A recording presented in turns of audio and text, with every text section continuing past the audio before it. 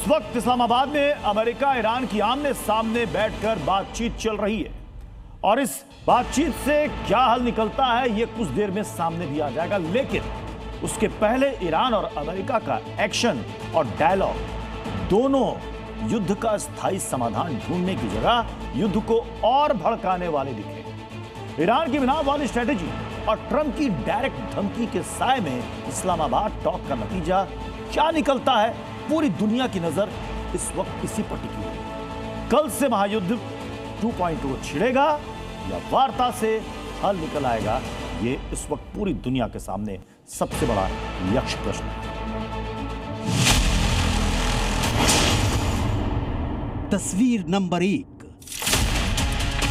ईरानी delegation के साथ हवाई जहाज की कुछ सीटों पर मिनाब स्कूल के बच्चों के बैग्स और तस्वीरें रखी हुई दिखी। ईरानी संसद के स्पीकर मोहम्मद बाघेर गालिबाफ ने जहाज के अंदर की तस्वीरें जब जारी की तो ईरान का शांति वार्ता वाला मिशन भी क्लियर हो गया। गालिबाफ ने एक्स पर लिखा, इस उड़ान में हमारे सफर के साथ ही मिनाब में मारे गए ये स्कूली बच्चे। गालिबाफ की इस पोस्ट ने हर देखने वालों को इमोशनल भी किया और चौंकाया भी। जिन बच्चों की हत्या से अमेरिका हफ्तों तक इनकार करता रहा, मिनाब स्कूल के उन बच्चों की तस्वीरें शांति वार्ता की मेज पर बैठने के दौरान ईरान क्यों दिखा रहा है? यही है ईरान का मिशन मिनाब 168, जिसकी फोटो इस्लामाबाद भेजने के साथ ईरान सरकार ने मिनाब स्कूल हमले का AI सीक्वेंस भी सोशल मीडिया पर डाला है।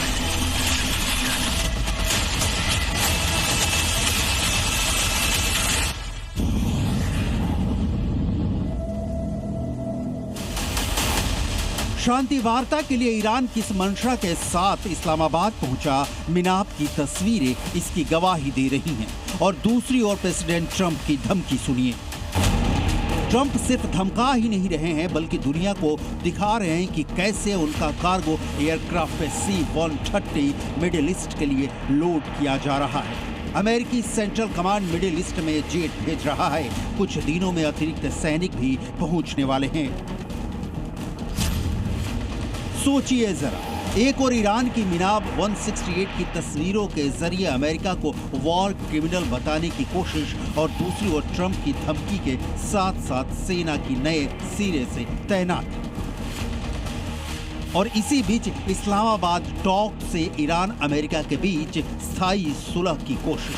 क्या इस्लामाबाद में इतना दम है कि उसकी मध्यस्थता से दोनों देश युद्ध छोड़ शांति की राह पकड़ लें? इस्लामाबाद में वार्ता किस मंजर में हो रही है वो आपने देखा। अब उन शर्तों को देखिए जिसे मानना तो दूर, दोनों पक्ष सुई की नोक भर भी इसे मानने के लिए तैयार नहीं दिख रहे। अमेरिका की पहली शर्त है कि ईरान न्यूक्लियर संवर्धन का विचार परमानेंट छोड़ दे। सवाल है, क्या ईरान मानेगा? ईरान की पहली शर्त यह है कि लेबनान और इजराइल के साथ पूर्ण युद्ध विराम हो। सवाल है कि क्या अमेरिका मानेगा? अमेरिका की दूसरी शर्त है कि ईरान स्ट्रेट ऑफ हॉर्मुज खोल दे। सवाल है कि क्या ईरान मानेगा? अमेरिका की तीसरी शर्त यह है कि ईरान बैलिस्टिक मिसाइलें नहीं बनाएगा। सवाल यह है कि क्या ईरान मानेगा? ईरान की तीसरी शर्त है कि 100 से 120 अरब डॉलर के फंसे फंड की रिहाई अमेरिका तुरंत करे। सवाल है कि क्या अमेरिका मानेगा? किसी भी पॉइंट पर इस वक्त कोई क्लियर स्टैंड नहीं दिख रहा। ऊपर से इस्लामाबाद पहुंचने पर ईरानी संसद अध्यक्ष मोहम्मद बाकर गालिबाफ ने कहा, पिछले वार्ताओं में ईरान की अच्छी नीयत के बावजूद हमले हुए और युद्ध जैसी परिस्थितियां पैदा की गई। हमारी मंशा अच्छी है लेकिन हमें अमेरिका पर भरोसा नहीं है। ट्रंप ईरान पर बातचीत में खेल करने का आरोप लगा रहे हैं तो ईरान का कहना है कि अमेरिका सीज फायर के शर्तों का लेबनान में उल्लंघन कर रहा है। गालिबाफ कहते हैं कि उन्हें अमेरिका पर भरोसा नहीं तो ट्रंप धमकी देते हैं कि अगर समझौता नहीं हुआ तो जहाजों में सबसे आधुनिक हथियार भरे जा रहे हैं, जरूरत पड़ी तो इन हथियारों का प्रभावी इस्तेमाल किया जाएगा। इस हालात में वार्ता क्या सिर्फ दिखावे के लिए हो रही है? क्या ईरान और अमेरिका दोनों युद्ध के स्थायी समाधान के पक्ष में नहीं हैं? और क्या यही वजह है कि दोनों ने पाकिस्तान जैसे कमजोर देश का मध्यस्थता के लिए चुनाव किया, क्योंकि स्थायी शांति के लिए जब कोई पक्ष झुकेगा नहीं तो युद्ध रुकेगा कैसे? अकड़ की जुबान, धमकी की भाषा और अनमने ढंग से हो रही इस्लामाबाद टॉक के बावजूद अगर शांति वार्ता किसी मोड़ पर पहुंचती है तो ये दुनिया के लिए बहुत बड़ी राहत की खबर होगी, क्योंकि हॉर्मुज के बंद गेट ने दुनिया की अर्थव्यवस्था को झकझोर कर रख दिया है। ब्यूरो रिपोर्ट, जी मीडिया। पाकिस्तान एक तरफ अपनी आतंकी धरती पर अमेरिका और ईरान के बीच शांति वार्ता करवा रहा है, तो दूसरी तरफ उसने शिया मुल्क की पीठ पर छुरा भी घोंप दिया। अमेरिका ईरान की टेबल टॉक के बीच पाकिस्तान ने सऊदी अरब में अपनी सेना भेज दी है। पाकिस्तानी एयरफोर्स का एक स्क्वाड्रन सऊदी अरब पहुंच चुका है और इसकी पुष्टि खुद सऊदी अरब के रक्षा मंत्रालय ने की। पाकिस्तानी एयरफोर्स के लड़ाकू विमानों का एक स्क्वाड्रन सऊदी अरब के किंग अब्दुल अजीज एयरबेस पर पहुंच चुका है।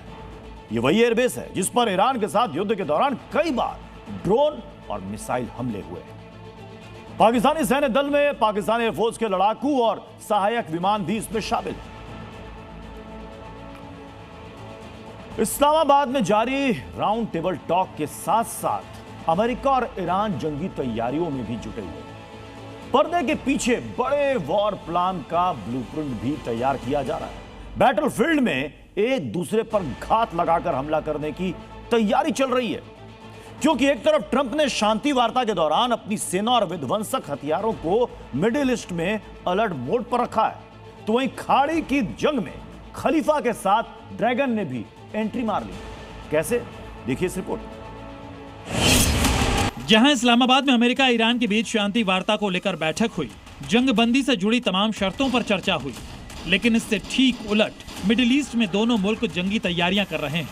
भारी तादाद में बम, गोला बारूद और मिसाइलों की खेप जुटा रहे हैं, वो भी चोरी छिपे। ऐसे में बड़ा सवाल खड़ा होता है कि इस्लामाबाद में हो रही शांति वार्ता क्या एक छलावा है? क्या खाड़ी में फिर से भीषण जंग शुरू हो सकती है? क्या यूएस ईरान की सेना आर पार की जंग लड़ सकती है? क्या मिडिल ईस्ट में फिर से बारूदी कोहराम मच सकता है? ये आशंकाएं यूं ही नहीं जताई जा रही। दरअसल पर्दे के पीछे अमेरिका और ईरान एक दूसरे के खिलाफ बारूदी चक्रव्यूह तैयार कर रहे हैं और इस जंगी तैयारी के संकेत मिलने शुरू भी हो चुके हैं। सबसे पहले बात अमेरिका की। मीडिया रिपोर्ट्स के मुताबिक यूएस ने मिडिल ईस्ट में 50,000 सैनिकों को तैनात किया है। अमेरिका की 82वीं एयरबोर्न डिवीजन भी खाड़ी में मौजूद है। वहीं यूएस नेवी के जंगी बेड़े भी खाड़ी में मोर्चा संभाले हुए हैं, जिनमें यूएसएस जॉर्ज बुश और यूएसएस बॉक्सर स्ट्राइक ग्रुप शामिल है। भले ही शांति वार्ता के चलते अमेरिका और ईरान के बीच जंगबंदी हो रखी है, लेकिन आप ये जानकर हैरान रह जाएंगे कि इस शांति वार्ता से पहले ही यूएस प्रेसिडेंट ट्रंप ने मिडिल ईस्ट में अमेरिकी सेना को तैनात रखने का ऑर्डर दे दिया। तो क्या ट्रंप ये मानकर चल रहे थे कि इस्लामाबाद में जो शांति वार्ता हो रही है वो सफल नहीं होगी, या फिर इस शांति वार्ता के पीछे ट्रंप का मकसद मिडिल ईस्ट में अपनी सेना को पहले से ज्यादा मजबूत करना था, विनाशक हथियारों की तैनाती करना था?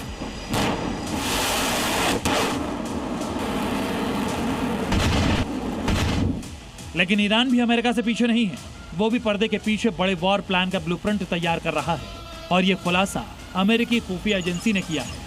दरअसल अमेरिकी खुफिया एजेंसी को यह इनपुट मिला है कि चीन ने ईरानी सेना को हथियारों की सप्लाई की है। चीन की तरफ से IRGC को मैन पैड्स मिले हैं, जिनका इस्तेमाल विमानों पर हमले के लिए होता है। मैन पैड से ड्रोन और चॉपर भी मारे जा सकते हैं।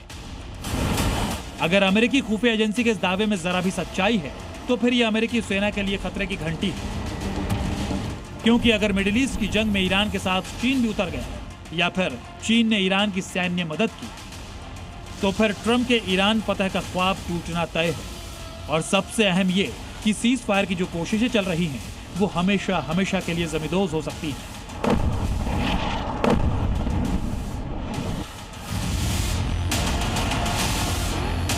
मतलब यह है कि इस्लामाबाद में जो कुछ हुआ वो तो सिर्फ दिखावा है। असल में ईरान और अमेरिका के बीच बैटल ग्राउंड में ही हिसाब पूरा होगा।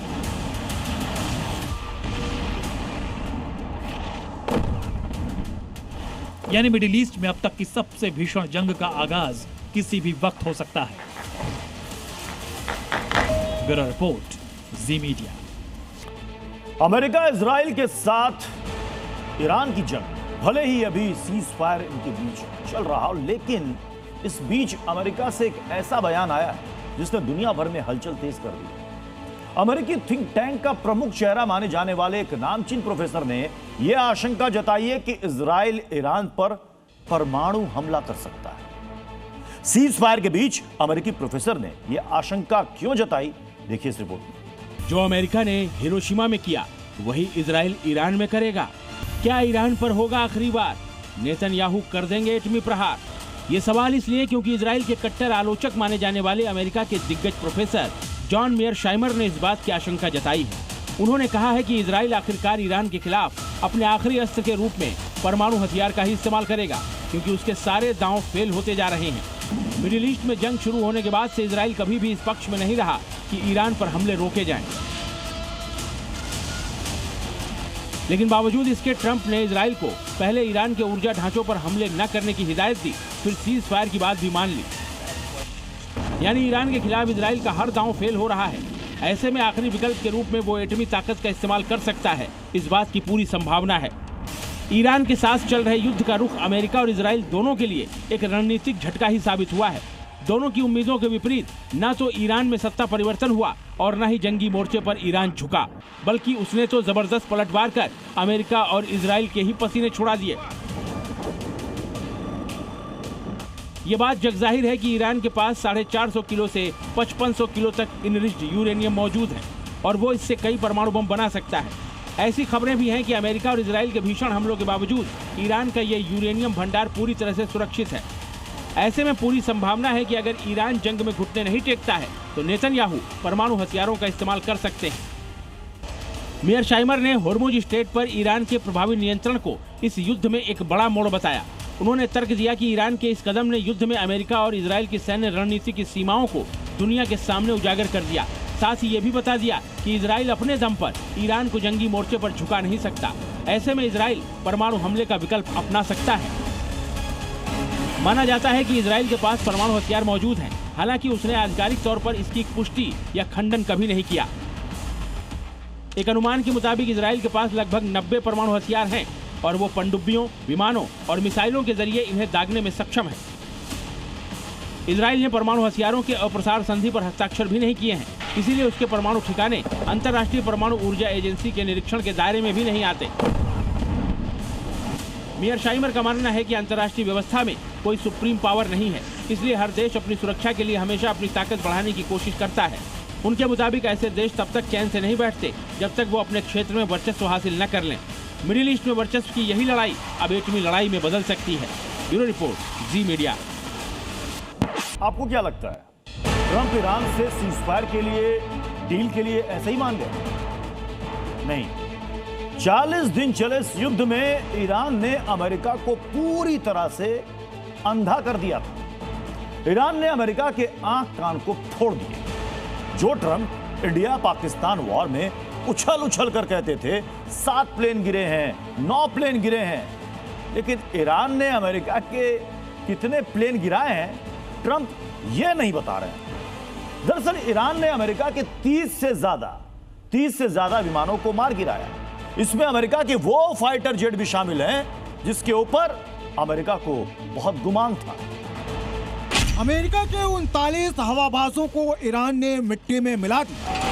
4 F-15 फाइटर जेट नेस्तनाबूद, एक E-3 सेंट्री ऑक्स को ईरान ने मार गिराया।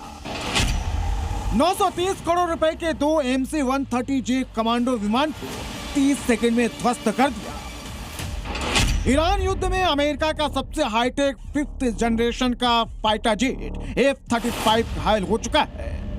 अमेरिका को अपने जिस हाईटेक हथियारों पर घमंड था, ईरान ने 40 दिन के युद्ध में उन्हें मिट्टी में दफन कर दिया। ईरान ने आसमान में अमेरिका की आंख को फोड़ दिया। अमेरिकी जेट्स के उड़ान भरते ही उन्हें ईरान अपना शिकार बना लेता था। अगर ट्रंप सीज फायर के लिए राजी नहीं होती तो ईरान अब तक मिडिल ईस्ट में अमेरिका के सहयोगी देशों पर मिसाइलों की बारिश कर कब्रिस्तान बना चुका होता और अमेरिका कुछ भी नहीं कर पाता। क्योंकि अरब देशों में मौजूद 13 अमेरिकी बेस ईरान नष्ट कर चुका है। होर्मुज बंद होने के कारण अमेरिकी युद्धपोत अरब देश में मौजूद अपने बेस तक नहीं पहुंच पा रहे थे। उल्टा ईरान के मिसाइल अटैक के डर से ट्रंप के एयरक्राफ्ट कैरियर को भागना पड़ा था। जिस ईरान को अमेरिका ने हल्के में लिया वो बाहुबली निकला। ईरान अमेरिका को करीब 7.49 लाख करोड़ रुपए का झटका दे चुका है। इस युद्ध में ईरान अमेरिका के 14,000 करोड़ के 2 KC-135 स्ट्रेटो टैंकर, जो हवा में फाइटर जेट में ईंधन भरता है, को मार चुका है। 750 करोड़ का एक CH-47F चिनूक हेलीकॉप्टर, 160 करोड़ रुपए का 4 MH-6H little bird helicopter, 175 crore रुपए का A-10C वॉर्थॉग विमान को ईरान हवा में ही मार चुका है। इतना ही नहीं, ईरान ने तो मिडिल ईस्ट को अमेरिकी ड्रोन MQ-9 रीपर का कब्रिस्तान ही बना दिया था। MQ-9 रीपर अमेरिका का सबसे हाईटेक UAV ड्रोन है, लेकिन ईरान युद्ध में इसका जादू नहीं चल पाया। ईरान अभी तक 24 MQ-9 रीपर ड्रोन को मार चुका है। एक ड्रोन की कीमत 3 करोड़ रुपए है। अमेरिका इसे हंटर किलर ड्रोन भी कहता है, क्योंकि ये 50,000 फीट की ऊंचाई से AGM-114 हिल फायर मिसाइल और लेजर गाइडेड बमों से दुश्मन के परखच्चे उड़ा सकता है। लेकिन ईरान में अमेरिका का यह घातक ड्रोन दुश्मन को डरा नहीं सका। ईरान पहले सिर्फ दुश्मन के फाइटर जेट्स को मार रहा था, लेकिन अब उसे एक ऐसी तकनीक मिल गई जो दुश्मन के इंफ्रारेड गाइडेड मिसाइल हमले से ईरानी फाइटर जेट्स को भी बचाएगा।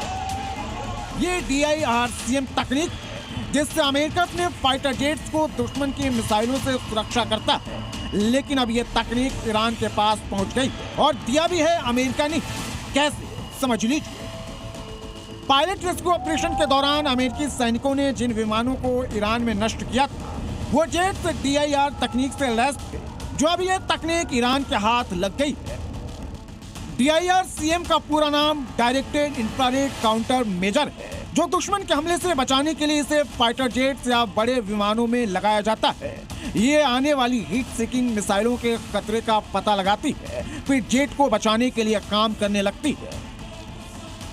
इसके बाद विमान के सेंसर मिसाइल की लोकेशन का पता लगाते हैं, फिर लेजर बीम के जरिए मिसाइलों को जाम किया जाता है ताकि मिसाइल अपने टारगेट से भटक जाए।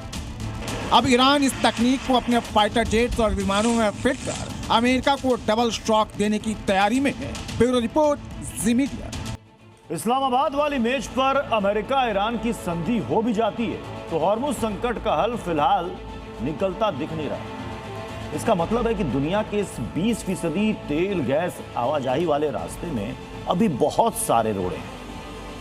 अमेरिका ने यह दावा किया कि ईरान ने हॉर्मुज के समंदर में बिछाए अपने माइंस की संख्या उसे पता ही नहीं है, वो भूल चुका है।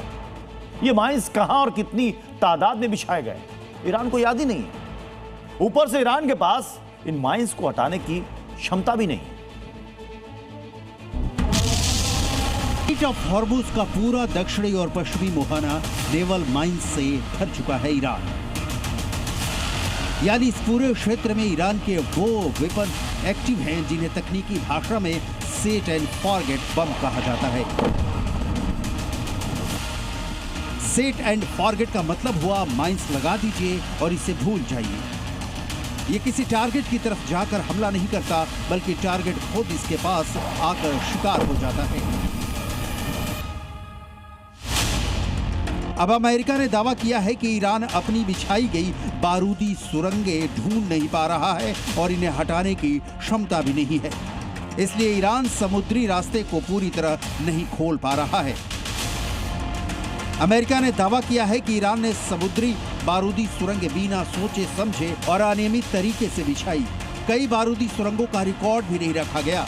जहां रिकॉर्ड था वहां भी कुछ बारूदी सुरंगें बह गई या अपनी जगह से हिल गई।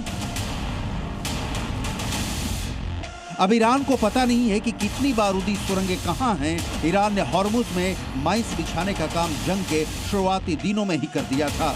अमेरिका, इजराइल और इसके समर्थक देशों के ऑयल शिप को हॉर्मुज से गुजरने से रोकने वाली नाकेबंदी के साथ ही।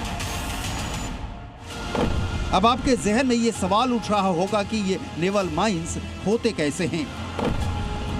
समुद्र के भीतर फिट कैसे किए जाते हैं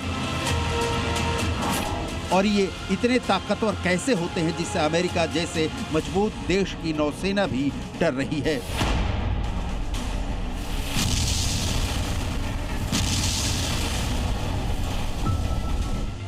कॉन्टैक्ट माइंस, ये नेवल माइंस की सबसे पुरानी तकनीक है। इनका इस्तेमाल दूसरे विश्व युद्ध में खूब हुआ था। इसे समुद्र में एंकर के साथ फिट किया जाता है। इनकी नोक पर एक हॉर्न होता है जिससे टकराने पर विस्फोट होता है। इन्फ्लुएंस माइंस, ये सबसे लेटेस्ट और इंटेलिजेंट समुद्री माइंस मानी जाती है। ये माइंस शिप्स के सिग्नेचर को डिटेक्ट कर लेती है। जहाज के 250 मीटर के दायरे में आते ही विस्फोट करती है। विस्फोट से बबल जेट बनाती है जिससे जहाज का तल टूट जाता है। ईरान ने हॉर्मुज जलडमरू मध्य के भीतर कैसी नेवल माइंस फिट कर रखी है, अभी ये एक रहस्य है। लेकिन इतना साफ है कि ईरान के पास पारंपरिक से लेकर आधुनिक तकनीक मौजूद है जो समुद्र के भीतर नेवल माइंस बिछाने में सक्षम है। ईरान के कंट्रोल वाला स्ट्रेट ऑफ हॉर्मुज 2 वजहों से उसके लिए अहम है। एक तो ऑयल ट्रांसपोर्टेशन और दूसरा नेशनल सिक्योरिटी। ये दोनों ही मुद्दों को ईरान बखूबी इस्तेमाल कर रहा है। तेल की ढुलाई रुकने से जो संकट खड़ा हुआ है उसके लिए दुनिया के तमाम देश ट्रंप को जिम्मेदार मान रहे हैं। इससे अमेरिका पर दबाव बढ़ रहा है। और दूसरा, हॉर्मुज ही वो समुद्री ब्लॉक है जिसकी डिफेंस लाइन टूटी तो ईरान के जमीनी इलाकों तक दुश्मनों का पहुंचना बेहद आसान हो जाएगा। ये ओमान ईरान के बीच का समुद्री इलाका है जिसकी लंबाई 167 किलोमीटर है। इसके 2 मुहाने हैं। एक मुहाना 50 किलोमीटर चौड़ा है और दूसरा मुहाना 33 किलोमीटर चौड़ा है। यह फारस की खाड़ी को अरब सागर से जोड़ता है। इसमें समुद्री ट्रैफिक के लिए 3 किलोमीटर की शिपिंग लेन है जिससे दुनिया का 20% कच्चा तेल गुजरता है। जो अमेरिका का यार, उस पर ईरान की मिसाइलों का प्रहार। अमेरिका से दोस्ती की कीमत चुका रहे हैं अरब देश। युद्ध भले ही थम गया है लेकिन 40 दिनों में ईरान ने किस कदर खाड़ी देशों की पिटाई की है उसकी सबसे खतरनाक तस्वीर कतर से आई है। कतर में हुए ईरानी हमले की पूरी पिक्चर बेहद खौफनाक है। रिफाइनरी पर हमला, रिहायशी इलाके में मिसाइल अटैक। ईरान ने मिसाइल हमला कर खोद दी सड़क। अमेरिकी रडार सिस्टम भी मिट्टी में मिल गया। ये तस्वीरें कतर में ईरान की विनाश लीला की। युद्ध के बाद पहली बार कतर से ये तस्वीरें सामने आई जो बता रही हैं कि ईरान ने कतर पर कितना घातक हमला किया। ईरान ने कतर पर ड्रोन, मिसाइल, फाइटर जेट से इतनी मिसाइलें दागी कि कतर को इस बर्बादी से बाहर निकलने में करीब 5 साल का समय लगेगा। पहली मिसाइल गिरी, दूसरी मिसाइल से अटैक, तीसरी मिसाइल से भी डायरेक्ट हिट, चौथी मिसाइल से प्रहार। ये तस्वीरें कतर की सबसे बड़ी रिफाइनरी रास लफान की है जहां से रोजाना 3 लाख बैरल तेल का उत्पादन होता है। लेकिन ईरान के हमले के बाद अब इसके उत्पादन पर सीधा असर पड़ा। ईरान के हमले से सबसे ज्यादा तबाही कतर में मौजूद अमेरिकी एयरबेस अल उदैद पर हुई। यूपी के संभल में बुलडोजर के खौफ से कब्जा गैंग की नींद उड़ चुकी है। यहां विवादित जामा मस्जिद के ठीक बगल में सरकारी जमीन पर कब्जा कर बनाए गए अवैध निर्माण पर जल्द बुलडोजर एक्शन हो सकता है। यानी बुलडोजर का जो काम अधूरा रह गया था उसे वो जल्द पूरा कर सकता है।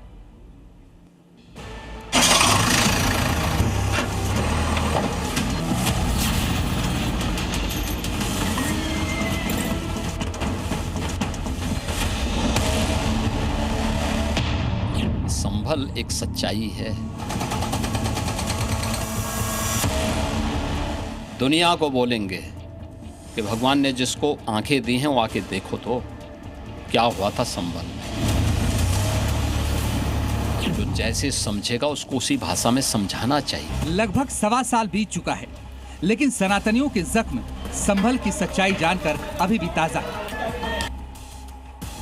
वहां हिंदुओं को कैसे सताया गया, कितने अत्याचार किए गए, तीर्थ कूप सभी को साजिश के तहत दफना दिया गया। 1526 में संभल में श्री हरिहर मंदिर को बाबर की औलादों ने तोड़ा था। संभल, सब कुछ वहां मिट गया था। इन सब से 56 सालों बाद पर्दा उठा और इसमें अहम योगदान निभाया योगी प्रशासन के बुलडोजर ने।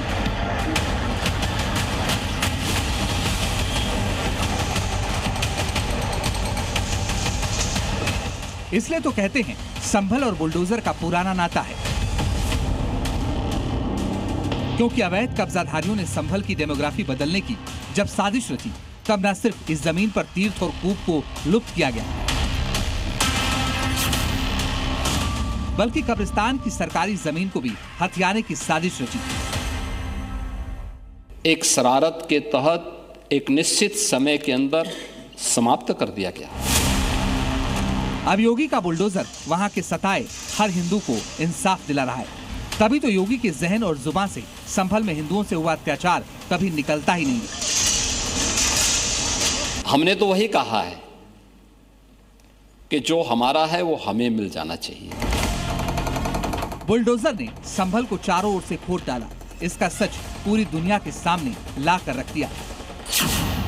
अब इस बुलडोजर को नया टास्क मिलने वाला है। फाइल पुरानी है, लेकिन बुलडोजर का प्रहार ऑल न्यू होने वाला है। संभल में विवादित जामा मस्जिद से सटी कब्रिस्तान की सरकारी भूमि पर कब्जे के मामले में आरोपियों को कोर्ट से बड़ा झटका लगा है। वहां अवैध तरीके से 18 से ज्यादा मकान और दुकानें बना ली गई थी। ऐसे में सिविल जज जूनियर डिवीजन कोर्ट ने आरोपियों को पहले दिए गए स्टे को खारिज कर दिया है, जिसके बाद अब कभी भी इन अवैध कब्जों पर योगी का बुलडोजर चल सकता है। कब्रिस्तान पर वो स्टे नष्ट कर दिया गया है। हर कब्रिस्तान के ऊपर सरकार के खिलाफ, नगर पालिका कोई भी स्टे नहीं है और उसमें आगे सुनवाई 4-5 नियुक्त की है, इससे खारिज कर दिया गया। साफ है, अवैध कब्जाधारियों ने संभल की रूह को टटोलते वक्त सिर्फ अतिक्रमण किया, नाव देखा न ताव, केवल अवैध कब्जा करते चले गए।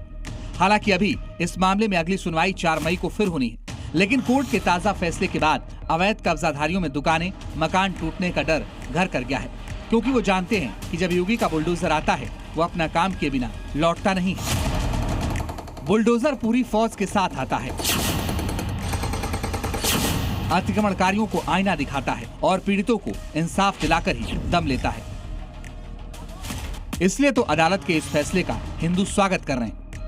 अगर अवैध जमीन पे कब्जे हो रहे हैं उसके लिए तो सख्त से सख्त कार्रवाई करनी चाहिए। कब्रिस्तान हो चाहे इबादत की जगह हो, उस पर तो वैसे भी कब्जा नहीं करना चाहिए। अब ये चिन्हित भी हो गई है जगह, ये जल्द ही गिरेगी। यानी बुलडोजर कभी भी विवादित शाही जामा मस्जिद के सामने आकर खड़ा हो जाएगा और कब्रिस्तान की सरकारी जमीन को अवैध कब्जाधारियों के चंगुल से छुड़ाकर ही वापस करेगा। ब्यूरो रिपोर्ट, जी मीडिया। एक जमाना था जब प्रयागराज माफियागिरी का गढ़ हुआ करता था। दिन रात मासूमों को माफिया अतीक और उसके गुर्गे परेशान किया करते थे और यह सब कुछ देखकर भी पुलिस आंखें मूंद लिया करती थी। लेकिन अब हालात बदल रहे हैं। चंद रोज पहले हुए प्रॉपर्टी डीलर हत्याकांड में योगी फोर्स ने अतीक के गुर्गों पर शिकंजा कसना शुरू कर दिया है।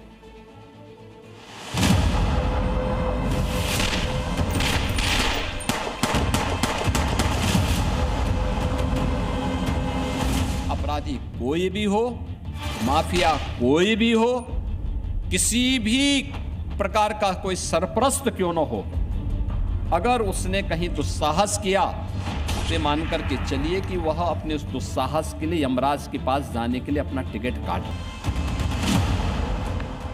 जो हश योगी शासन में माफिया अतीक अहमद और उसके भाई अशरफ का हुआ, माफियागिरी खत्म हुई, लोगों के जहन में बसा डर खत्म हो गया, गुंडाराज खत्म हो गया। वही हर उस अपराधी के साथ यूपी में हो रहा है जो योगी शासन की जीरो टॉलरेंस नीति को चुनौती दे रहा है। फिर चाहे वो अतीक था या चाहे आज की तारीख में उसका कबूतर और पलंबर, योगी फोर्स किसी को बख्शने के मूड में नहीं है। माफिया मिट्टी में मिल चुके हैं और फिर कोई माफिया बनने का प्रयास करेगा तो मिट्टी में मिलने की तैयारी भी करें। 2 बाइकें, 4 आरोपी, 4 में 3 के ढके चेहरे। ये चारों प्रयागराज की सड़कों पर योगी राज में प्रदेश की कानून व्यवस्था को बिगाड़ने निकले थे, ये सोचकर कि जो चाहेंगे वो कर गुजरेंगे और पुलिस इन तक पहुंच नहीं पाएगी। लेकिन ये भूल गए इस प्रदेश का मुखिया कौन है। इन सभी की योगी फोर्स ने पहचान कर ली। इन पर माफिया अतीक अहमद के भाई अशरफ के गनर रहे इरफान को गोली मारने का आरोप है। इरफान प्रॉपर्टी डीलिंग का काम करता था। आरोप है कि जमीनी विवाद में उसे गोलियों से भून दिया गया। इरफान की हत्या के बाद उसके बेटे की तरफ से करेली थाने में एफआईआर दर्ज कराई गई और शिकायत में अतीक के ही शूटर रहे आसिफ दुर्रानी और उसके भाई राशिद का नाम लिखवाया गया। पुलिस ने तफ्तीश शुरू की तो इस हत्याकांड में रेकी करने वाले वसीम उर्फ कबूतर और हुसैन उर्फ पलंबर को गिरफ्तार कर लिया गया। लेकिन मुख्य आरोपी अभी भी पुलिस की पहुंच से बाहर है। आसिफ दुर्रानी और उसके भाई राशिद दुर्रानी की तलाश में पुलिस दबिश दे रही है। 2 लोगों को हिरासत में लिया गया है, जिसमें से एक व्यक्ति वो है जिसने इसकी रेकी करी थी और बताया था कि जो मोहम्मद इरफान नामक व्यक्ति है वो वहाँ पर पहुँचने वाला है। इसके अलावा एक और व्यक्ति को भी हिरासत में लिया गया है और जो मुख्य आरोपी जो नामजद किए गए हैं उनकी गिरफ्तारी के लिए 5 टीमें पुलिस की लगी हुई हैं और जल्दी से जल्दी इसका खुलासा किया जाएगा। अतीक का कबूतर तो योगी फोर्स ने दबोच लिया है। बहुत जल्द बाकी के दोनों आरोपी भी योगी की पुलिस के कब्जे में होंगे, क्योंकि योगी के प्रदेश में अपराधियों की केवल एक ही जगह है, काल कोठरी। नहीं तो योगी फोर्स सीधे टिकट टू यमराज काटती है। किसी भी गुंडे को और किसी भी माफिया को उत्तर प्रदेश की धरती में पनपने नहीं देंगे। ब्यूरो रिपोर्ट, जी मीडिया। जिस नोबेल पीस प्राइज को पाने के लिए यूएस प्रेसिडेंट ट्रंप ने आधा दर्जन से ज्यादा जंग रुकवाने का दावा किया, बावजूद इसके ट्रंप का नोबेल वाला ख्वाब अधूरा रह गया। लेकिन अब उसी नोबेल पीस प्राइज पर शहबाज मुनीर नजरें जमाए हुए हैं। सीज फायर वार्ता के नाम पर नोबेल पीस प्राइज की मांग कर रहे हैं। और देखिए, हैरानी की बात यह है कि शहबाज मुनीर के नोबेल वाले प्रोपेगेंडा में तमाम पाकिस्तानी भी कूद पड़े।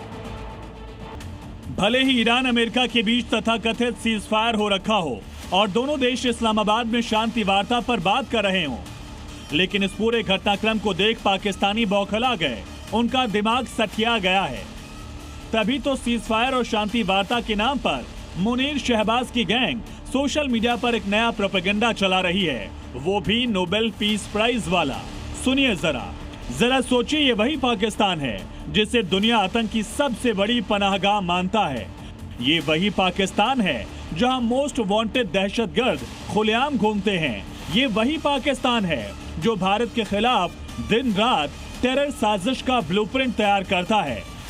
मगर आज वही पाकिस्तान न सिर्फ खुद को पीस मेकर करार दे रहा है, बल्कि नोबेल पीस प्राइज की डिमांड भी कर रहा है, वो भी 3-3। जानते हैं किसके लिए? पाकिस्तान के प्रधानमंत्री शहबाज शरीफ के लिए, Pakistan chief of defence Asim Munir के लिए और पाकिस्तान के विदेश मंत्री इशाक डार के लिए। दरअसल पाकिस्तान के पंजाब प्रांत की विधानसभा में बाकायदा प्रस्ताव पेश किया गया। इसमें शहबाज, आसिम मुनीर और इशाक डार को नोबेल शांति पुरस्कार के लिए नामांकित करने की सिफारिश की गई।